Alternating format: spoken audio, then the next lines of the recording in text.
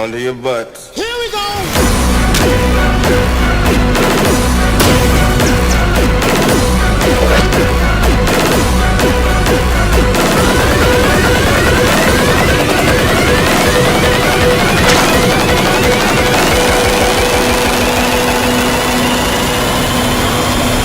This is Camp Clash.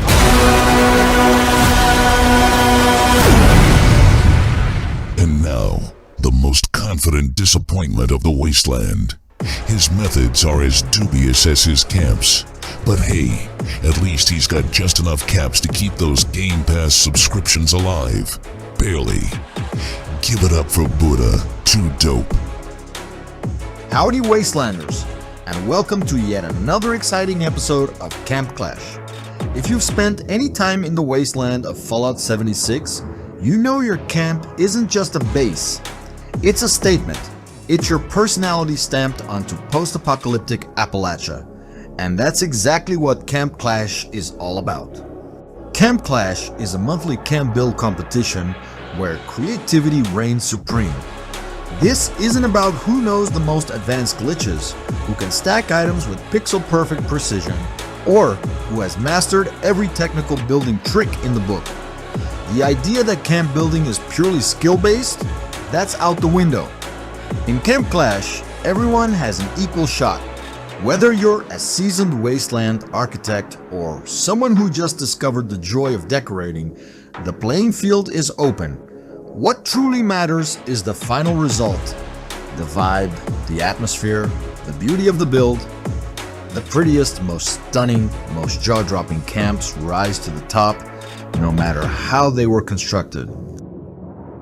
Each month brings a new opportunity to show off your imagination, transform your camp into a masterpiece, and inspire the community.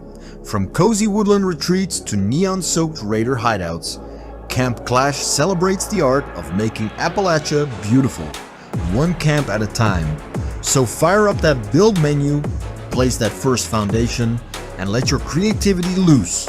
In Camp Clash, beauty wins. Wasteland Builders, it's time. Every great Camp Clash needs a sharp eye.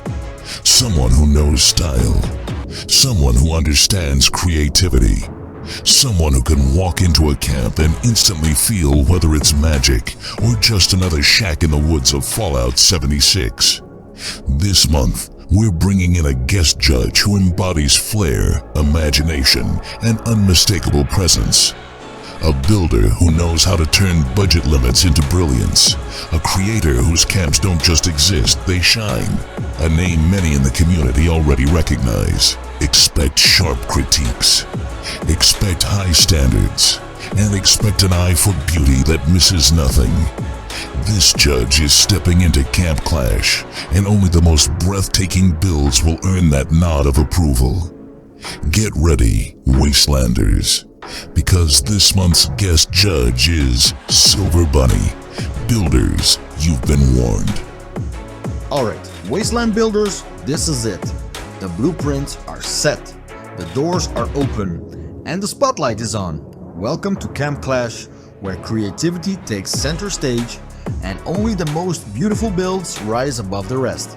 In the world of Fallout 76, your camp isn't just a base, it's your legacy. This isn't about tricks, it's not about who knows the most glitches, it's about vision, style, and atmosphere. 1 month, 1 contest, 1 winner. Builders, let the clash begin. Hey. What? I said, let the clash begin. How? Press that button. Which button? That green one. This one? No, the other green one. Screw this Buddha. I am gonna hit it with this super sledge.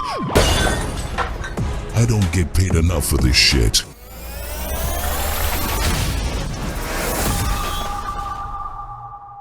Attention. Hold the line for Commander Riot.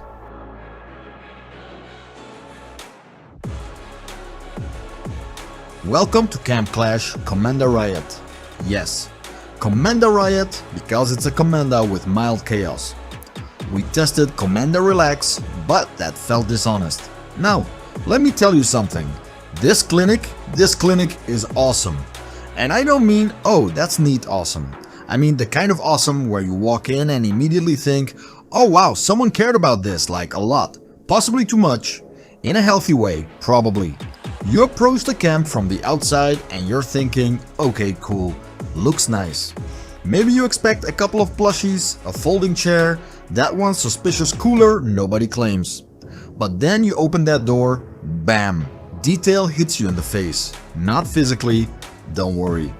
This isn't that kind of camp. Liability forms are filed. But seriously, you would not expect it to be so detailed until you step inside.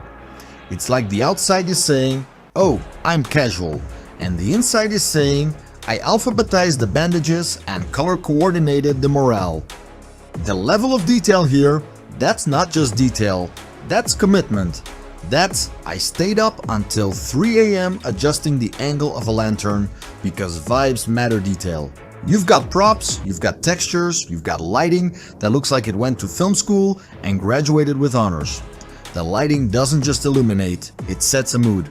A mood that says you might be here for treatment, but you're also here for ambience. And everything is exactly on theme. Exactly on theme. Not 92%. Not close enough. No, this is the kind of thematic consistency that would make a theater kid shed a single proud tear. You look around and nothing breaks immersion. Not one thing. Even the air feels like it signed a theme contract. The equipment looks like it belongs here. The furniture? On theme. The walls? On theme. The tiny little background details you didn't even notice at first? Also on theme.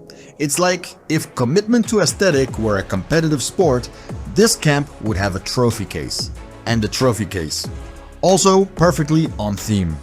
And let's talk about that lighting again because it deserves its own round of applause. It's not just bright or dark, it's intentional. It highlights exactly what you're supposed to notice. It guides your eye like a polite but firm tour guide. Look here. Yes, admire that. Good choice. It's dramatic without being dramatic about it. It's giving cinematic masterpiece without charging you ticket prices. You know a place is well designed when you stop and think, wow, someone really thought about this. And then you immediately follow that thought with, I should step up my own life. Because suddenly your room at home feels like it was decorated by a raccoon with Wi-Fi. This is the kind of environment that boosts rankings. Of course it does. Ranking systems love detail. They eat that stuff up. Somewhere out there, an algorithm is nodding approvingly. Yes, excellent texture mapping, delicious atmosphere. And it's not just detail for the sake of detail, it's purposeful. It tells a story. You walk in and you instantly get the vibe. You understand what this place is about without anyone having to explain it. It's immersive, it's cohesive. It's the kind of camp that doesn't just clash, it clashes professionally. Honestly, if camps had award shows, this one would be walking the red carpet. Who are you wearing? Oh, this? It's themed authenticity with a touch of dramatic lighting. And just when you think you've seen it all, you notice the tiny details hiding in plain sight. The little props, the subtle textures, the way every corner feels intentional. It's the kind of place where even the dust particles probably had a design meeting. Nothing feels random, nothing feels rushed. It's immersive without trying too hard. Like, oh, this? I just woke up like this. Sure you did, Camp. Sure you did. So welcome again to Camp Clash Commander Riot, where the details are sharp, the theme is tight, the lighting is chef's kiss, and the only thing more impressive than the design is how self-aware we are about how impressive it is. Now please enjoy your stay, and try not to spend the whole time staring at the walls thinking, wow, that's really well done. We already know.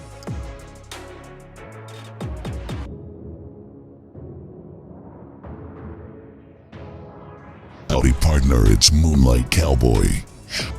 What do you get when you let a mole miner become an architect? You get Moonlight Cowboy's cozy cavern. And no, that's not the setup to a bad Wasteland joke. That's an actual build. A real underground camp. Designed like a mole miner woke up one day, adjusted their respirator and said, you know what, I'm pivoting to interior design. and somehow it absolutely works. Now let's talk about underground builds for a second, because choosing to build underground in Appalachia is basically selecting expert mode on the suffering menu. You're fighting terrain glitches, you're fighting snapping points, you're fighting lighting that either makes everything look like a horror movie or a dentist's office. Moonlight Cowboy looked at all that and said, "Yeah, that's fine, I'll take it." That's confidence. Or chaos. Possibly both. The wow factor hits before you even step inside. Because from the outside, you wouldn't know this camp is there. There's no towering structure, no over-the-top decoration screaming for attention. It's subtle. Hidden, almost suspiciously modest until you notice it. A warm, inviting entrance glowing softly against the harsh wasteland backdrop, and that contrast is everything. Outside, ruin, radiation, mild emotional instability. Inside, cozy cavern vibes. And the second you walk in, the atmosphere shifts.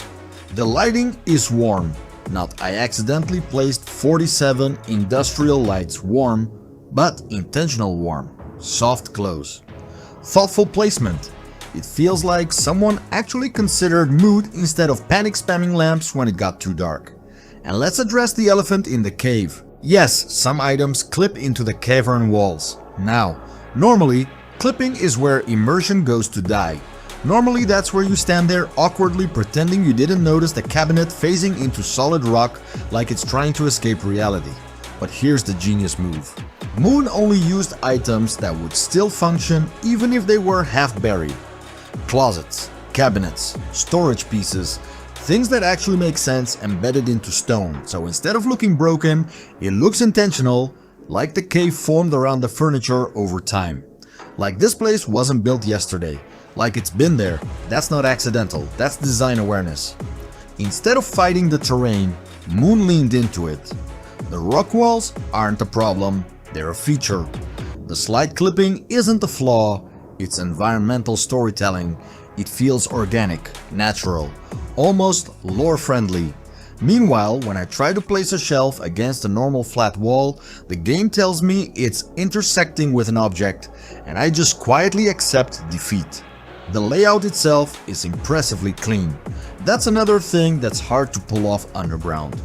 Underground builds can easily turn into cramped chaos. Random objects shoved wherever they'll fit. A vibe that says, I gave up halfway through, not here. This cavern flows. It's cozy without feeling claustrophobic, compact without feeling restrictive. Every object feels deliberate. There's no clutter for the sake of clutter. No, I had budget left so I panic decorated energy. It's balanced, measured, thought through, and that's what makes it stand out. It would have been easy to go full mole miner stereotype. Rust everywhere, scrap piles, industrial overload. Instead, this is a livable underground home, a refuge, a quiet little sanctuary beneath the chaos of Appalachia. It feels like a mole miner retired from mining, took a deep breath and said, I deserve soft lighting and organized storage. Honestly, respect. There's also something inherently funny and impressive about hiding a full polished home underground where most players will never even know it exists unless they stumble across that glowing entrance. This isn't a build screaming for validation. It's quietly confident, it doesn't beg for attention, it rewards discovery. And maybe that's my favorite part, because in a world where so many builds are designed to be loud, flashy, impossible to ignore, Moonlight Cowboy built something that whispers. A hidden cavern, warm lights, smart clipping choices, clean layout, zero panic placement. Meanwhile, I'm still above ground trying to align floor pieces like it's advanced geometry. Now, if you'll excuse me, I'm going to go attempt an underground build and immediately regret it.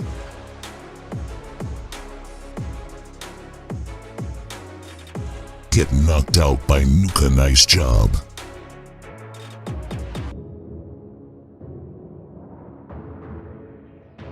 Nobody talks about Fight Club except when it has to be judged for a camp build competition, and suddenly the first rule goes straight out the window. Because when Nuka Nice Job decides to build a fighting arena, staying quiet about it just isn't an option. What they've created is one of the most unexpectedly creative, fully realized battleground camps I've seen in Appalachia, and trust me, that's saying something. Now this arena sits high above the Wasteland, on top of, well, I don't actually know yet, some rooftop, some structure, somewhere out there in Appalachia, but honestly, the exact location almost doesn't matter, because once you step into the build, the outside world fades away. The moment you enter, you're not just at a camp anymore. You're inside an underground fight circuit that feels gritty, illegal, and electric with tension. What blows me away is how committed Nuka is to the concept. This isn't just a boxing ring dropped in the middle of a platform. This is a full experience. The arena is layered, structured, thought through from every angle. The seating feels intentional. The walkways feel functional. The lighting is dramatic in all the right ways. Focused on the ring, slightly dim around the crowd, like the whole place is holding its breath before the bell rings. And that's rare. We've seen plenty of creative camps. We've seen markets, cities, diners, cyberpunk labs, raider outposts, you name it. But a dedicated fighting arena, and one that's this detailed, that doesn't happen often. There's storytelling happening here. You can almost picture the fighters waiting backstage, patching themselves up, wrapping their hands, placing bets. You can imagine caps exchanging hands in the shadows. Spectators leaning over the railing shouting, maybe even a shady organizer in a long coat watching from above, making sure the show goes on. That's the magic of this build. It doesn't just look like an arena, it feels like one. And then there's the structure itself. Building on top of an existing location in Appalachia adds a whole extra layer of challenge.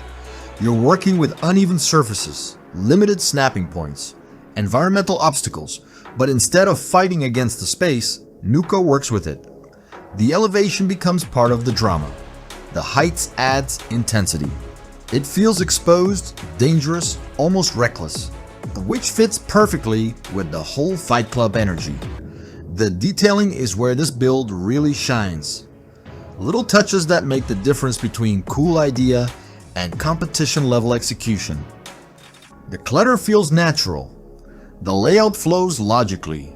Nothing feels randomly placed. Everything serves the theme. And that's what impresses me most. It's easy to build something flashy. It's harder to build something immersive. Andrew Nuka didn't just aim for spectacle. They built atmosphere. When I walked through it, I didn't feel like I was touring a camp. I felt like I had stumbled into something I maybe wasn't supposed to see. Like if I stayed too long, someone might tap me on the shoulder and ask if I was here to fight or just to watch. So yes, nobody talks about Fight Club unless it's being judged. And when it's being judged, you absolutely have to talk about it. Because Nuka Nice Job brought creativity. They brought commitment. They brought detail. And in a sea of standard builds, they gave us something that stands out. A brutal, elevated arena somewhere high above Appalachia where the rules are simple: step into the ring, or don't step at all. And I have to say, this is where the self-awareness kicks in. Because while Nuka is out here engineering elevated combat arenas with structural flow and cinematic lighting, I'm over here celebrating when my stairs snap on the first try. I spent 45 minutes trying to place one railing, and somehow it's floating, intersecting, and needs support all at the same time. Meanwhile, Nuka's building a multi-level fight venue suspended over the Wasteland like it's just another Tuesday. At this point, I don't judge builds. Builds judge me. So yes, this is a Fight Club. Yes, it's brutal. Yes, it's dramatic. But the real fight is with the build menu.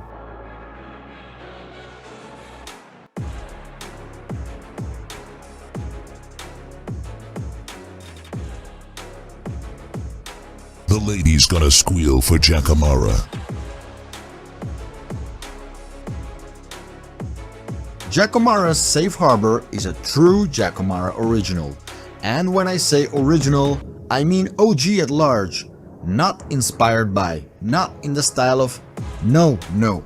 This build walks in, tips its hat, and says, yeah, I did that. You can feel it, it has that veteran energy, that I've been here since before prefabs were cool kind of confidence. And let's talk about that for a second. Prefabs. Prefabs are tricky. Prefabs are like microwave meals. In theory, convenient. In practice, one wrong move and suddenly everything looks slightly off. Slightly, why is this wall judging me?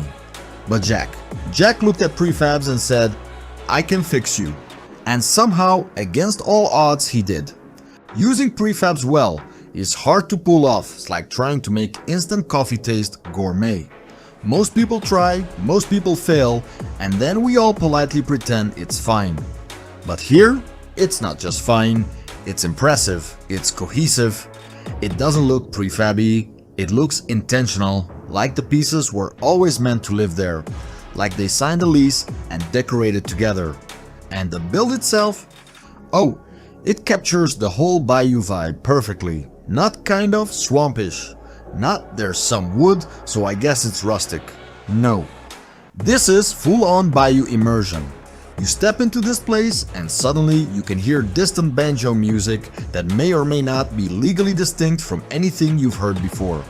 It makes me want to sit on a creaky wooden porch, play banjo very badly, spit dramatically into a tin pan, and have deeply questionable conversations with a cousin I'm not entirely sure how I'm related to. Like, we're cousins, right? I think so. Alright then, that kind of energy. The atmosphere is thick, and not just visually, you can practically feel the humidity.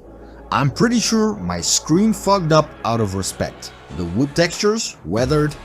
The layout, lived in. The entire place feels like it has stories. Probably none of them entirely legal, but stories nonetheless. And then there's the wow factor. Oh yes, the merges. The merges are where Jakamara really said, you know what, reality is optional. Because those merges, clean, clever, the kind of smooth that makes you squint at your screen and whisper, how? You know when you see a merge so seamless that you briefly question your own building skills? Like, have I ever merged anything successfully? Or have I just been aggressively overlapping objects and hoping no one notices? Jack's merges don't hope, they know. They blend elements together in ways that feel natural, but also slightly illegal in a how did the engine allow that kind of way. It's the architectural equivalent of bending the rules without breaking them. Respectfully rebellious. Very on brand for something called Safe Harbor, honestly. Because that's the other thing, the name, Safe Harbor, it sounds calm, peaceful, secure, and it is, but also, let's be honest, it feels like the kind of place that's safe as long as you follow the unspoken rules. Don't ask about the shed, don't ask what's in the water, and definitely don't ask why Uncle Ray only comes out at dusk. But that's the magic of it. The build doesn't just look good, it feels alive, it feels intentional. Every choice contributes to the overall vibe. Nothing feels random, nothing feels like it was just placed. It was positioned, it was considered, it was probably nudged 47 times until it sat just right. And that's what makes it stand out. It's not just technically impressive, it's stylistically confident, it knows exactly what it wants to be. A fully committed bayou masterpiece, and it commits. No half measures, no maybe I'll add a modern lamp. No, that lamp would be escorted out immediately. So yes, Jakamara's Safe Harbor is an OG at large. A prefab taming, merge mastering, banjo summoning bayou beauty. It's immersive, it's impressive, and it's the kind of build that makes you both inspired and slightly annoyed. Because now you have to go back to your own project and pretend you weren't just completely outclassed. But hey, at least we can all agree on one thing. If we're getting stranded in the swamp, this is exactly where we'd want to end up.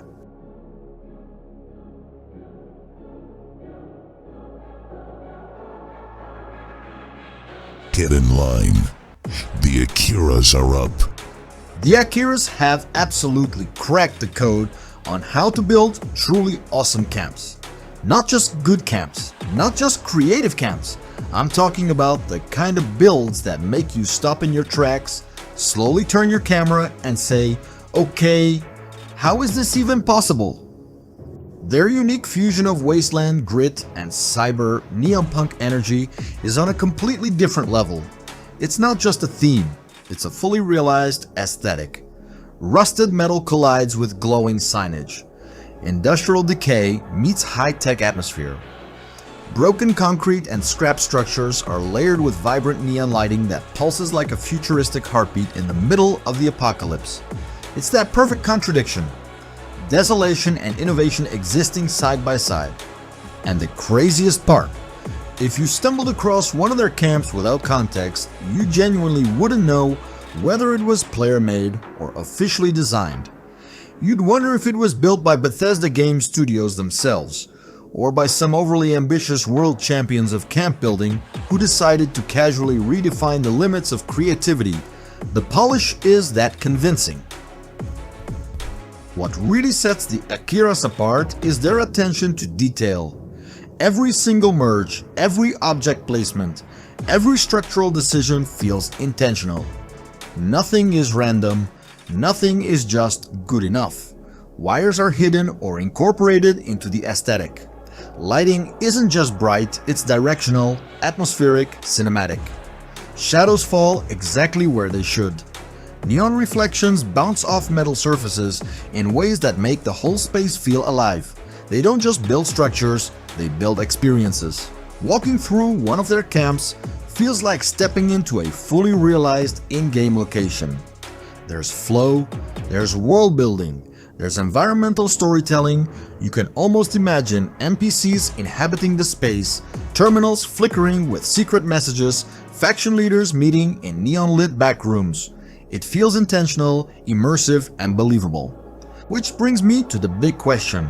If I were a cyberpunk champ inside the Wasteland, where would I set up shop? If I needed an in-game location that truly matched that neon-drenched, tech-infused outlaw energy, where would I go? Of course, Robco. There's just something about Robco that screams cyber-industrial dominance.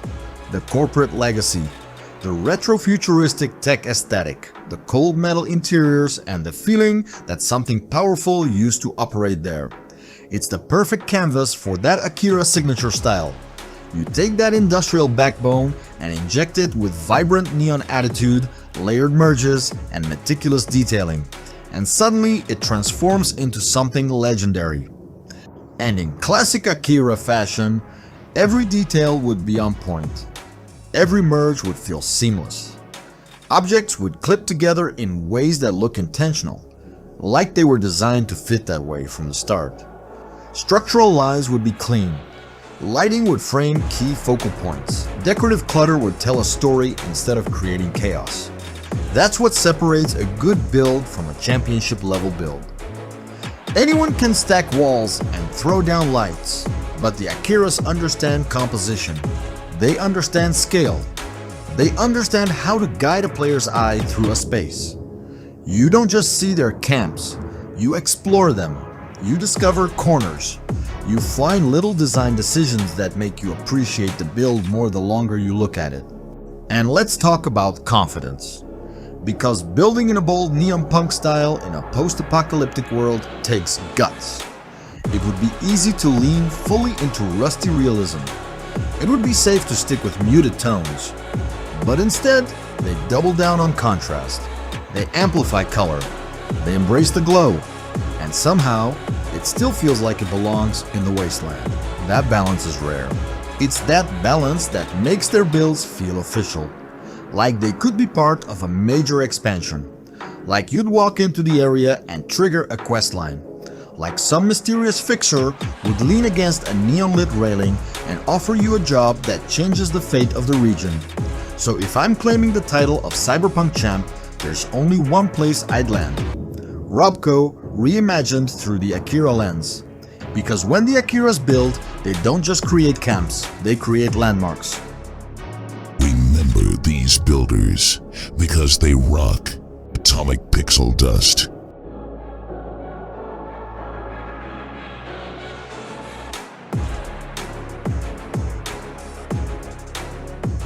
NigauD.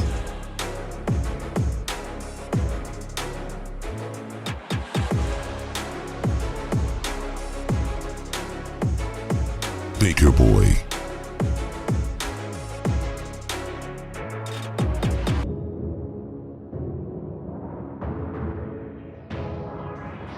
Player George.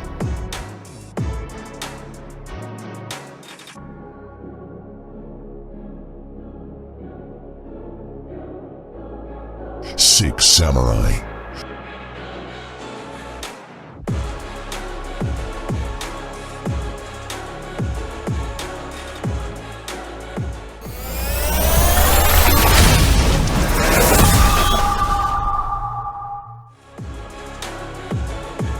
Okay, first of all, what did we just witness? These weren't camps, these were architectural statements, these were emotional experiences, these were I placed 4,000 objects and my console almost exploded masterpieces. The camp builds we just toured were absolutely incredible. We saw wasteland clinics that somehow defy both imagination and logic. We saw cozy caverns that made us briefly forget the world ended. We saw camps that made us question our friendships, and we saw at least one build that made us say, wait, how did you even do that without snapping something the wrong way 37 times? The creativity was unreal. Some of you turned a pile of scrap, wood, and questionable life choices into full-on luxury compounds. Others embraced the true post-apocalyptic aesthetic, which is a polite way of saying aggressively chaotic, and we loved every second of it. Now, while our lovely narrator is currently cleaning up the mess he just made, and honestly, in the wasteland that could mean anything, we judges were busy doing very serious, very official judging things. Yes, there were deep discussions. Yes, we used words like structural flow and aesthetic cohesion. And yes, at one point, someone said, okay, but I'd actually live here. We judged on creativity, detail, functionality, overall vibe, and wow factor. Not on how many turrets you placed, not on how many times we fell off your roof, not on emotional bribery, probably. And let me tell you, it was close, painfully close, like arguing over which irradiated cupcake is prettier close. But after intense deliberation and absolutely zero bribery in the form of purified water, we have come up with a solid winner. So give yourselves a huge round of applause. You didn't just build camps, you built legends in the wasteland. And now, let's find out who rules Appalachia.